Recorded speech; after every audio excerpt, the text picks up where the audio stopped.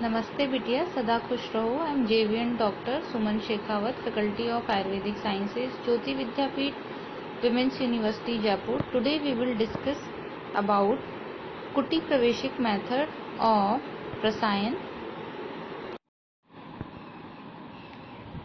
रसायन लाभोपायो हि शस्त्राणां रसादीनां रसायन। चरक चिकित्सा अध्याय 1 के अंदर श्लोक 8 में कहा गया है कि लाभोपायो ही शस्त्राणां रसादीनां रसायनम। प्रशस्त या उत्तम या श्रेष्ठ गुणों से युक्त रस आदि धातुओं की प्राप्ति जिन उपायों से होती है उन्हें ही रसायन कहते हैं।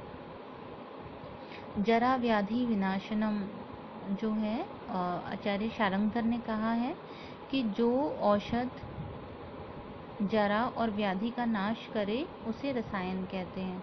प्रयोजनम च अस्य स्वस्थस्य स्वास्थ्य रक्षणम आतुरस्य विकार प्रशमनम च। इसके प्रयोजन स्वास्थ्य के स्वास्थ्य की रक्षा करना एवं आतुर के विकार का प्रशमन जो है यह इसका प्रयोजन है। ये आयुर्वेद के भी प्रयोजन है। स्वस्थ व्यक्ति के स्वास्थ्य की रक्षा करना एवं रोगी के रोग का शमन करना। रसायन से ये दोनों ही प्रयोजन सिद्ध होते हैं। मुख्य रूप से स्वस्थ व्यक्ति के स्वास्थ्य की रक्षा करना एवं गौण रूप से रोगों का शमन करना।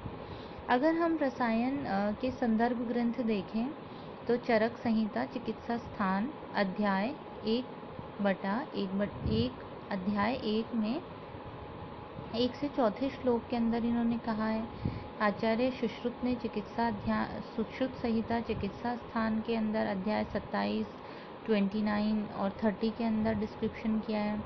अष्टांग संग्रह उत्तर स्थान अध्याय 49 में, अष्टांग हृदय उत्तर स्थान अध्याय 39 के अंदर रसायन का वर्णन आया है। अगर हम रसायन की निरुक्ति देखें तो रस प्लस अयन रसायन कहलाता है। रस जो है यह गति अर्थक यानी कि गतिशील रस धातु से रस शब्द बना है। यह रस पूर्ण रूप से पचे हुए आहार का सार भाग है। एवं अयन जो है ईयते इति अयनम, अयन जो है मार्ग के लिए आया है, मार्ग के लिए आया है। इस प्रकार रस और अयन से रसायन शब्द बना है, यह इसकी निरुक्ति है। अगर हम रसायन के पर्याय देखें तो औषध, व्याधिहर, भैषज, प्रशमन, साधन, पथ्य, हित, चिकित्सितम, प्रायश्चित, प्रकृति स्थापन, यह सभी रसायन के पर्याय हैं। रसायन का ऐतिहासिक महत्व जो है आचार्य चरक ने 3 प्रकार की ऐष्णाएं बताई हैं। प्राणेष्णा, धनेष्णा एवं परलोकेष्णा। तीनों ही जो प्राणेष्णाएं हैं वह सर्वप्रथम एवं महत्वपूर्ण है। एवं रसायन के सेवन से प्राणों की जो रक्षा है, तीनों प्रकार की जो ये ऐष्णाएं हैं जैसे प्राणेष्णा, धनेष्णा एवं परलोकेष्णा, इन तीनों के अंदर प्राणेष्णा जो है यह सर्वप्रथम एवं महत्वपूर्ण है। रसायन के सेवन से प्राणों की ही रक्षा होती है। अतः रसायन द्रव्यों का सेवन बहुत महत्वपूर्ण है, क्योंकि प्राण है तो सब कुछ है। रसायन का प्रयोजन व लाभ। उत्तम गुणों से युक्त रसादी धातुओं की प्राप्ति रसायन से होती है। इससे न तो शीघ्र वृद्धावस्था आती है और न ही रोग उत्पन्न होते हैं। इसके सेवन से मनुष्य दीर्घायु को प्राप्त करता है। इसके सेवन से स्मरण शक्ति, कांति, उत्तम वर्ण, उत्तम शारीरिक व मानसिक बल की प्राप्ति होती है। उत्तम गुणों की प्राप्ति होती है। कठिन रोगों को दूर करता है। धारणा शक्ति को अधिक तीक्ष्ण बनाता है। आचार्य चरक ने 6 प्रकार की चिकित्सा का उल्लेख किया है। ब्रह्मण चिकित्सा में रसायन का समावेश किया है, क्योंकि रसायन शरीर और आयु दोनों का भ्रंगण करता है। इसके सेवन से धमनी काठिन्य काफी अंश तक रोका जा सकता है। आचार रसायन जैसे सत्य बोलना, क्रोध न करना व रसायन योग, इन दोनों का सेवन महत्वपूर्ण जो है एक तरीके से पूर्ण रसायन है। रसायन सेवन के कुछ योग्य एवं अयोग्य पुरुष बताए गए हैं। अगर रसायन सेवन के अयोग्य पुरुष की बात करें तो जो अनात्मवान है या आलसी व्यक्ति है, दरिद्र व्यक्ति, प्रमादी, व्यसनी, पापकृत, भैषज अपमानी, पापी, पतित, शुश्रूषु यानी कि श्रद्धा रहित। इस प्रकार के जो हैं पुरुषों को रसायन के अयोग्य बताया गया है। इसी क्रम के अंदर अगर हम रसायन के योग्य की बात करें तो जितेंद्रिय, हितायु, सुखायु, साधनों से संपन्न, व्यसनहीन, धार्मिक, शुद्ध शरीर वाला, गमनादि से जो शुद्ध हुआ हो, स्निग्ध, पर्याप्त समय वाला, मन के विकारों से रहित, 16 से 50 वर्ष की आयु वाला रसायन सेवी बताया गया है। अगर हम रसायन के प्रकार देखें तो रसायन के प्रकार कार्य भेद से 2 प्रकार के, भैषज भेद से 2 प्रकार के, प्रयोजन भेद से 3 प्रकार के एवं प्रयोग भेद से 3 प्रकार के बताए गए हैं।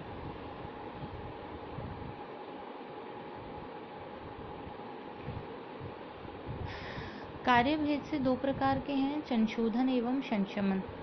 भैषज भेद से 2 प्रकार के हैं, द्रव्यभूत एवं अद्रव्यभूत।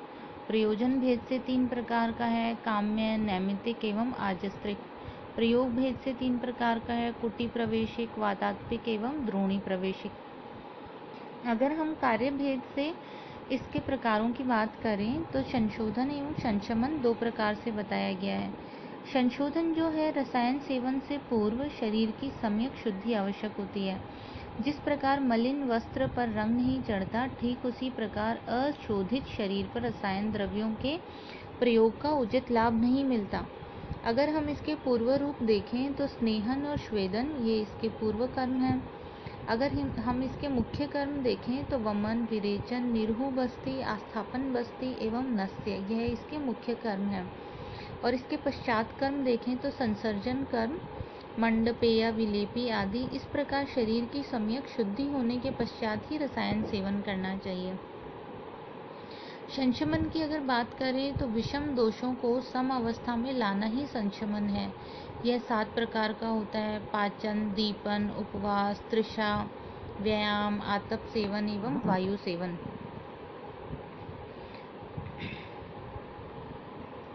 बाह्य संशमन जो है इसमें अभ्यंग, कवल, गंडुश, लेप, शिरोबस्ती, अवगाहन और परिषेक आता है। संशमन रसायन योग अगर हम देखें तो आमल रसायन, पुनर्नवा रसायन, तिल रसायन आदि। भैषज भेद से रसायन 2 प्रकार का बताया है, द्रव्यभूत रसायन एवं अद्रव्यभूत रसायन। द्रव्यभूत जो है इसमें द्रव्यों का प्रयोग किया जाता है, जैसे कि हरितकी, आमलकी, दशमूल, पिप्पली, हरिद्रा, चित्रक, शतावरी, अश्वगंधा आदि। अद्रव्यभूत देखें तो इसमें द्रव्यों का प्रयोग नहीं होता, जैसे आचार रसायन, संतोष, पवित्रता, यम, नियम, आसन, ध्यान, सद्वाक्य आदि। प्रयोजन भेद से प्राणकामीय, प्रयोजन भेद से जैसे काम्य रसायन, नैमित्तिक रसायन, आजस्त्रिक रसायन बताए गए हैं। काम्य रसायन में प्राणकामीय, ब्राह्म रसायन, आम्लक रसायन, पिप्पली रसायन, शंख पुष्पी रसायन, मेधा आयुष्कामी रसायन आदि बताए गए हैं। नैमित्तिक रसायन अगर हम देखें तो इसमें धात्री रसायन, अमृता रसायन, त्रिफला रसायन, खदिर रसायन, मेद्य रसायन एवं ब्राह्मीघृत बताए गए हैं। आजस्त्रिक रसायन जो है इसमें दुग्ध, घृत, फल, अन्न, शीतल जल, शंख पुष्पी रसायन, ब्रह्मचर्य, अहिंसा आदि बताए गए हैं। प्रयोग भेद से जो है इसका एक कुटी प्रवेशिक मेथड है, यह इंडोर पेशेंट के लिए इंडोर मेथड है। जैसे कि कुटी प्रवेशिक जो है इसमें उचित लंबाई, चौड़ाई, ऊंचाई वाली, मोटी दीवारों वाली, प्रकाश युक्त, सभी ऋतुओं के लिए अनुकूल कुटी का निर्माण कराना चाहिए। शरीर की सम्यक शुद्धि कराकर आचार्य के अनुशासन के अनुसार कुटी में प्रवेश कराना चाहिए और रसायन द्रव्यों का सेवन कराना चाहिए। यही कुटी प्रवेशिक रसायन है। अगर वातात्मिक की बात करें तो यह आउटडोर पेशेंट के लिए वायु और आतप के संपर्क में रहते हुए भी रसायन द्रव्यों का प्रयोग कराना वातात्मिक रसायन कहलाता है। सामान्य जन सहज रूप से इस प्रकार के रसायन योग का प्रयोग कर सकते हैं। अगर द्रोणी प्रवेशिक की बात करें तो पलाश वृक्ष के तले एक द्रोणी नाव का निर्माण किया जाता है। जो है प्रकाश वृक्ष जो है, पलाश का जो वृक्ष होता है, इसके तने से, पलाश वृक्ष के तने से एक द्रोणी का नाव का निर्माण किया जाता है। इसमें पुरुष को लिटाकर रसायन द्रव्यों का प्रयोग कराया जाता है। इसके बड़े चमत्कारिक प्रभाव कहे गए हैं।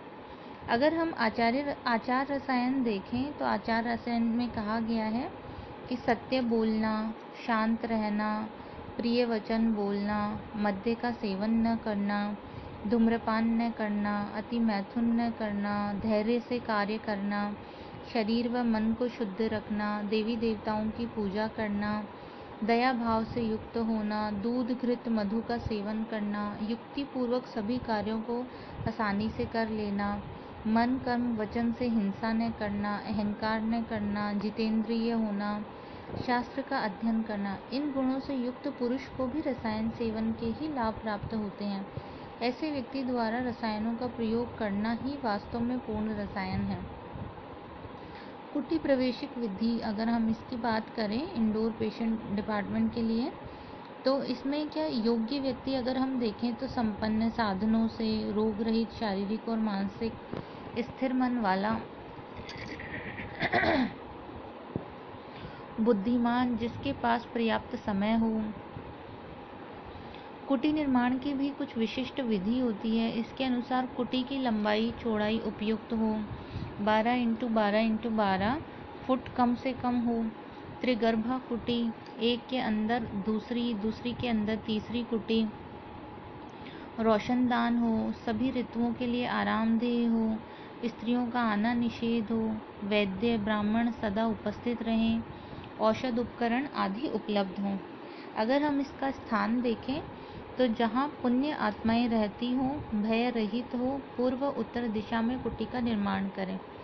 कुटी प्रवेश से पूर्व कर्म होते हैं, बाल नख कटवा लें, अनुशासन का पालन करें, जितनी अवधि तक रहना है धैर्य धारण करें, रज तमो गुण का त्याग करें, ईर्ष्या व द्वेष का त्याग करें, इष्ट देवताओं की पूजा कर लें, सभी के कल्याण की कामना करें। कुटी प्रवेश करने का काल एवं विधि, जब सूर्य उत्तरायण में हो, शुक्ल पक्ष की उत्तम तिथि हो, उत्तम नक्षत्र हो, शुभ मुहूर्त हो, देवता गुरु और वैद्य का पूजन करके प्रवेश करें। रसायन औषध की मात्रा का निर्धारण जो है यह व्यक्ति की वय के अनुसार, वात पित्त कफ द्वंद्वज या त्रिदोषज दोषों के अनुसार, व्यक्ति के बल का विचार करके, देश काल का विचार करके, जठराग्नि का विचार कर औषध की अल्प, मध्यम और श्रेष्ठ मात्रा का निर्धारण करें। प्राचीन ग्रंथों में औषधियों की जो मात्रा बताई गई है, आज के युग में उसकी 1/4 मात्रा दें या वैद्य अपने विवेक के अनुसार निर्धारण करें। उदाहरण के लिए संग्रहणी रोग में स्वर्ण परपटी 1 रति जो है 1 मात्रा च्यवनप्राश के साथ दें। कुटी में प्रवेश करके रसायन सेवन और चर्या, शुद्ध शरीर व मन से आचार रसायन की पालना करते हुए कुटी के अंदर रहें। प्रारंभ में किसी भी रसायन का प्रयोग अल्प मात्रा में करना चाहिए।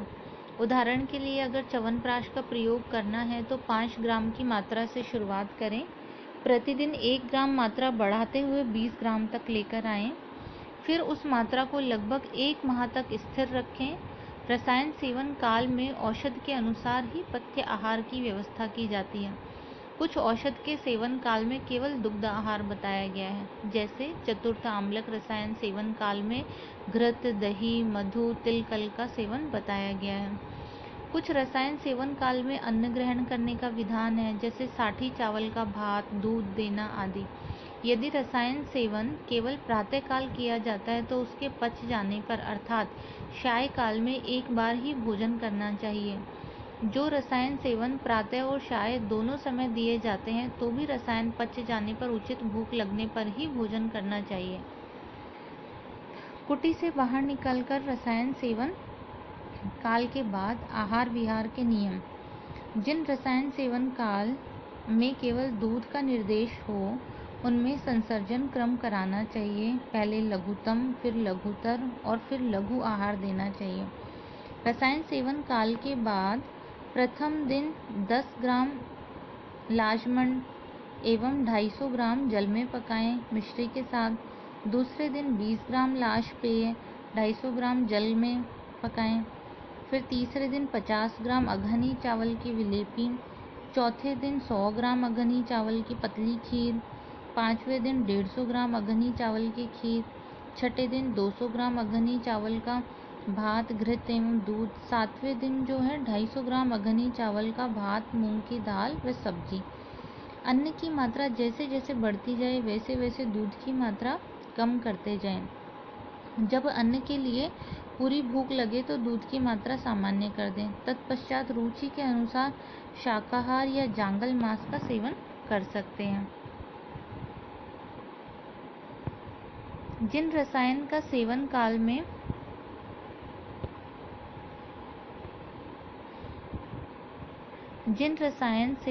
में अन्न का सेवन निर्देश हो, जिनमें रसायन सेवन काल से 2 गुण काल तक यवागु या घी के साथ साठी चावल का भात अथवा मूंग की दाल का सेवन करें।